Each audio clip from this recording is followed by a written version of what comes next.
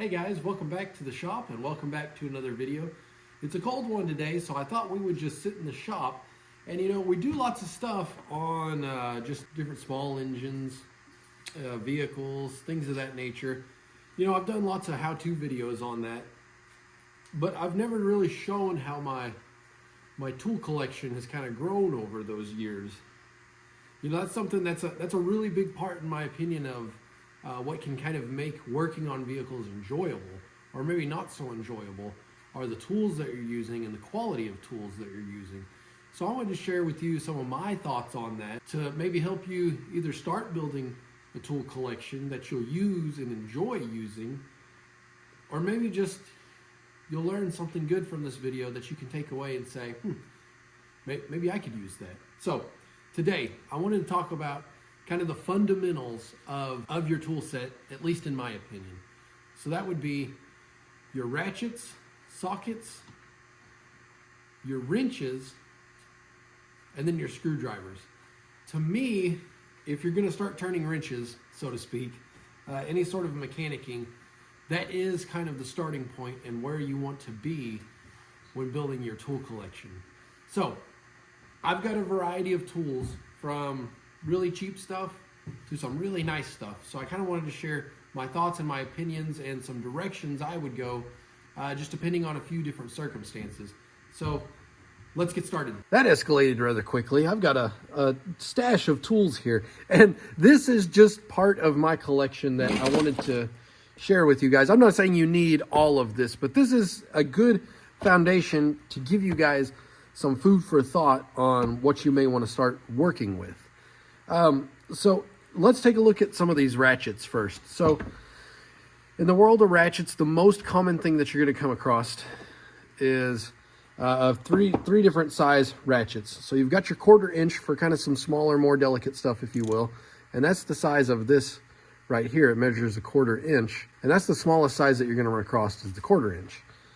Then you step up into the 3/8 inch, which is where I would probably start, because this seems to be the most common across the board.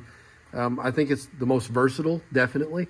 Not saying that you can't ever step into the 1/4 inch or the 1/2 inch realm, but I think 3/8 is the way to start. So I've got a 3/8 inch ratchet here, and then I've also got a 1/2 inch. So 1/2 inch is going to be pretty good size equipment that you're working on.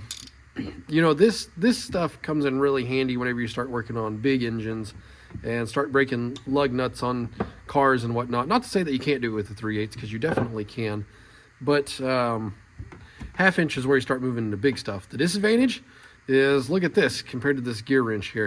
It starts getting big and bulky. So that's not going to fit in places that this does, just in the same way that this big guy is not going to fit in the same place this nice little 1/4 inch does. Even though the head's fairly the same profile, you see how skinny this is. It's just easier to get a hold of and work down into places.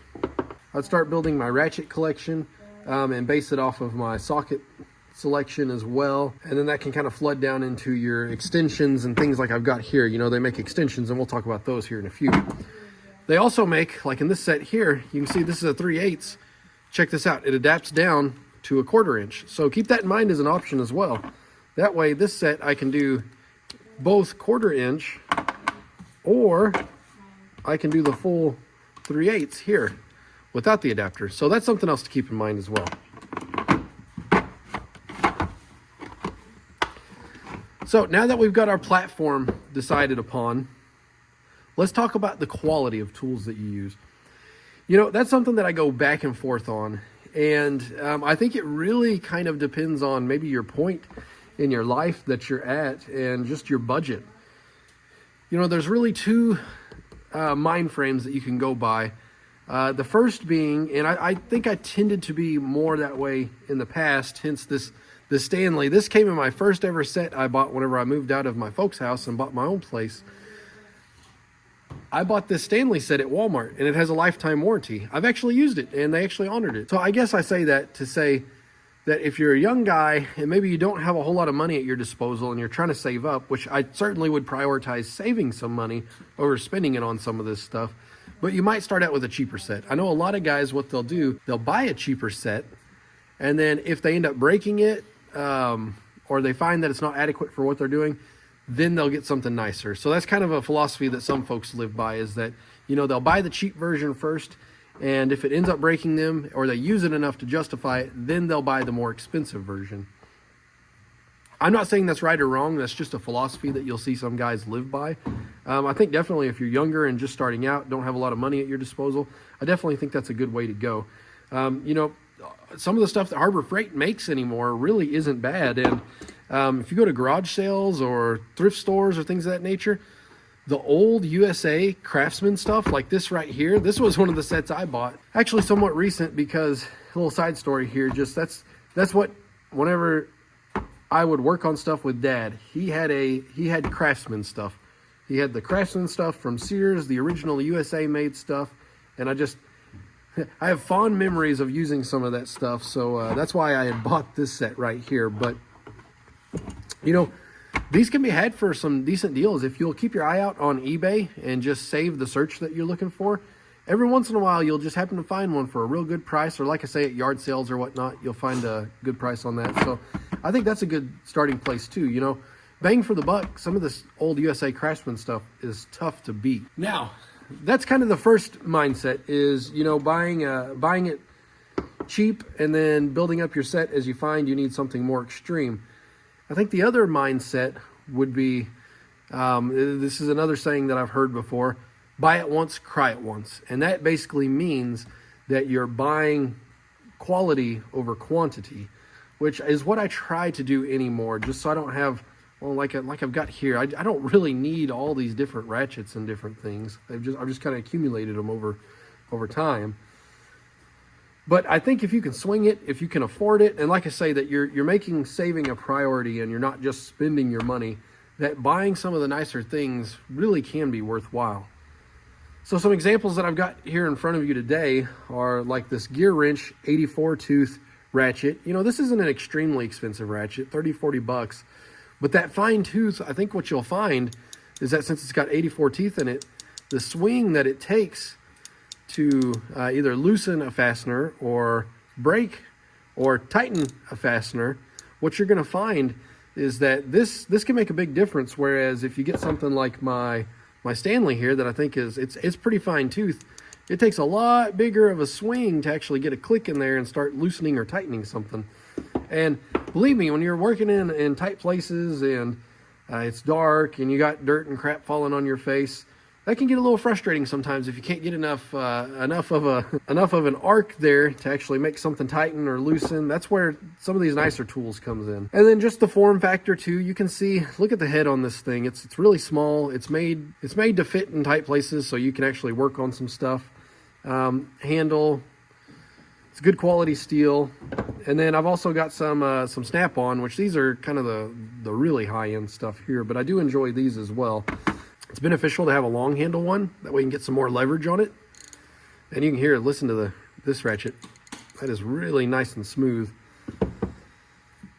So snap-on, are they worth the money? I don't know. I'll let you be the judge. I'll say this, you know, if you buy a snap-on, you can resell it and get a lot of your money back out of it too, if you ever do decide to. But, you know, they are kind of, in a lot of guys' eyes, the pinnacle of quality. So, you know, once again, sometimes I just scour eBay and I find good deals. I didn't buy these brand new. I'm too cheap for that, at least. So when building your ratchet set out, you can think in terms of, you know, either buying cheap and then maybe buying quality later, or if you do have some money at your disposal, maybe buy it once, cry it once, and get something that's quality. So working around that, we've talked a bit about ratchets. What do I like about some ratchets versus others? Well, I think a long handle ratchet will really benefit you, because being the long handle, you have a bit more leverage. You're going to be able to get a little bit more torque on fasteners with a long handle one, like this nice snap-on one here. You can see how much longer it is than this shorter one.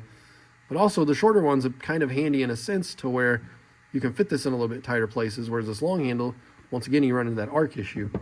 And then two, I think something that is very beneficial is a flex head ratchet. Why? Well, not everything's always going to be straight on where you can get on a fastener. Sometimes you need a little bit of give one way or another. And that's where this guy comes in. I probably use this more than any other ratchet that I have, honestly. And then this set right here, I keep in my truck. I'm not saying that you have to have an additional one to keep in your truck, but it is kind of handy to have, so you may keep that in mind. So to supplement your ratchets, what are some other things that you can have? Well, as I mentioned earlier, some adapters are kind of handy. So you can either adapt from 3/8 to a quarter or other way around, or maybe even up to a half. Extensions are handy too. That way, if you get a fastener that's far away and not just flush to where your ratchet is, you can put these on each other and you can make an extend out to reach things that are maybe a little bit further. A little bonus item here, and once again, I'm not saying you have to have this, but my goodness, I use it a lot, is a little, this is an extension with a handle on it, like a screwdriver, that passes through. So what I can do is I can take this, I can put it just like that, break a fastener loose, and then I can just spin it off simply like this. I mean, this is pretty handy. I'm not saying you have to have this. This thing, once again, is kind of expensive here. They make a cheaper one that I'll leave a link to on Amazon, but this is something handy to have if you have it at your disposal. Once again, kind of going along the lines of with this flex head, sometimes things are a little bit difficult to reach. That's where a wobble joint comes in handy. So that way you can put this on your ratchet and you can articulate this thing in a fashion. That way you can reach hard to get fasteners. And of course, where would you be without a proper breaker bar? So breaker bars are meant to be really long so you can get some big leverage on things and make them move. So if I was just starting out, make sure I have some ratchets, maybe a wobble joint or two, a breaker bar, some extensions. Okay, so there's that. Let's talk about sockets.